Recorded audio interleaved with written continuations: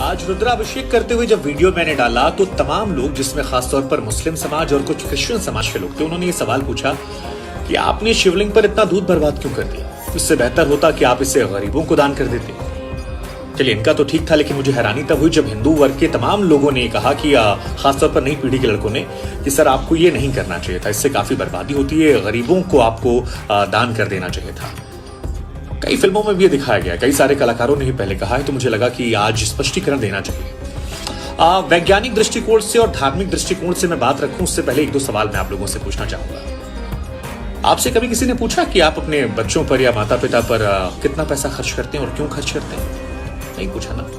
तो भगवान शिव हमारे आराध्य हैं, अपनी कमाई का अगर कोई हिस्सा उन पर खर्च कर रहे हैं तो आप सवाल पूछने वाले कौन होते हैं? और ये जो गरीबों वाले ज्ञान वाली बात है ना, ये आपको मजार पर चादर चढ़ाते वक्त नहीं आती, या चर्च में जो मोमबत्ती लगाते हैं, आप कभी आपने सोचा कि वो मोमबत्ती किसी गरीब की झोपड़ी में लगाकर उसको रोशन कर दें?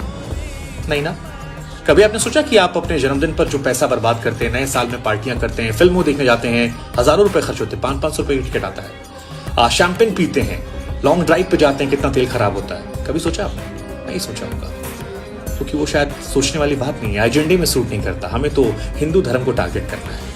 चलिए ठीक है, अब आते हैं धार्मिक और वैज्ञानिक दृष्टिकोण पर। विष्णु पुराण की माने तो भगवान शिव ने समुद्र मंथन के दौरान जब विष को ग्रहण करना शुरू किया तो उनका शरीर तपने लगा।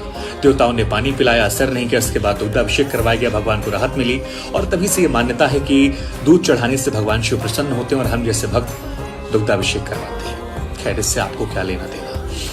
इसके अलावा क्या आप जानते हैं कि ज्यादातर शिवलिंग जो हमारे हैं वो नदियों के पास, कुएं के पास या समुद्र के पास है? क्यों? क्योंकि ऋषि मुनियों ने व्यवस्था की थी कि जब दुग्धाभिषेक करेंगे तो उसे इकट्ठा कर लिया जाएगा और उसे या तो गरीबों में दूध को बांट दिया जाएगा या फिर उसका चरणामृत बनाकर भक्तों में बांट दिया जाएगा। हाँ, ये सच है कि आक्रांताओं के आक्रमण करने के बाद कुरीतियां बदली, बदले वक्त बदली, लेकिन धार्मिक मान्यता नहीं है। वैज्ञानिक दृष्टिकोण से क्या आप जानते हैं कि ज्यादातर शिवलिंग वहां पर है, खासतौर पर ज्योतिर्लिंग, जहां रेडियो एक्टिव एलिमेंट निकलते हैं और दूध, धतूरा या बेलपत्र चढ़ाने से उन्हें वो सोख लेते हैं। आपको नहीं पता होगा। खैर, एक और बात बता दूं आपको मैं कि हिंदुस्तान वो देश है जो कृषि प्रधान देश है। यहाँ पर कभी भी खाने पीने या दूध के सामान की कमी नहीं थी। क्या जाने वो लोग जो अरब में रहते थे, जहाँ पानी भी नहीं मिलता।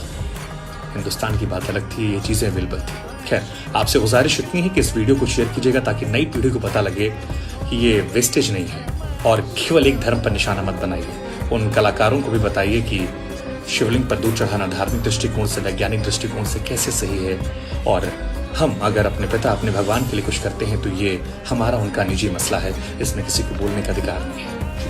जय महादेव।